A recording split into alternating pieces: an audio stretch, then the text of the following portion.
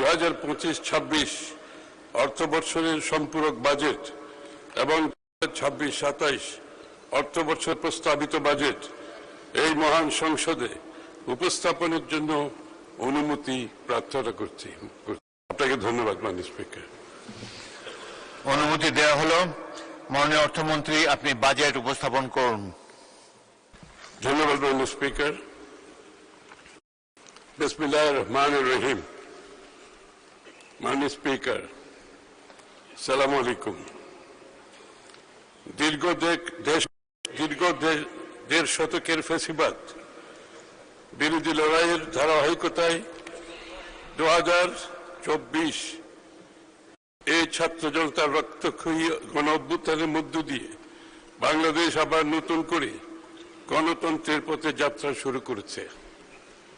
এই যাত্রা পেরিয়ে 2026 সালের 12 ফেব্রুয়ারি একটি অবাধ, সুষ্ঠু ও শান্তিপূর্ণ জাতীয় নির্বাচনে 2/3 সংখ্যাগরিষ্ঠতা নিয়ে বিএনপির নেতৃত্বে সরকার গঠিত হয়েছে।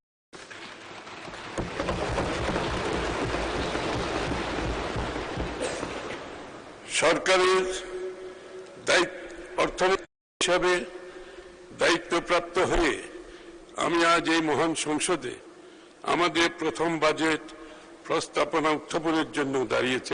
স্পিকার, শুরুতেই বিনম্র শ্রদ্ধার সাথে স্মরণ করছি মহান মুক্তিযুদ্ধের বীর শহীদদের, নির্যাতিত নারী সহ সকল আত্মত্যাগী মানুষদের।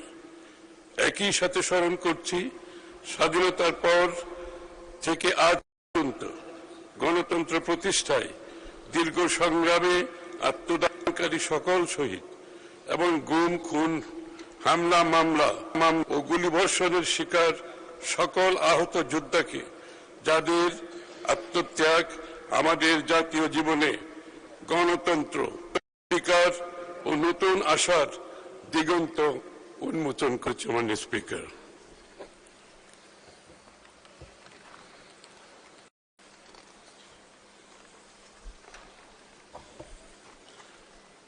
দেশ ও জনগণের প্রতিটি ক্রান্তি লগ্নে শহীদ প্রেসিডেন্ট জিয়াউর রহমান এবং পরবর্তীতে দেশনেত্রী বেগম খালেদা জিয়ার নেতৃত্বে বিএনপি বরাবরই জনগণের আশা আকাঙ্ক্ষার পক্ষে অবস্থান নিয়েছে এবং দেশকে এগিয়ে নিয়েছে। বিগত 1.5 দশকের বেশি সময় ধরে জেঁকে বসা ফ্যাসিবাদ শাসনের বিরুদ্ধেও এদেশের মানুষের দীর্ঘ সংগ্রামে নেতৃত্ব দিয়েছে বিএনপি।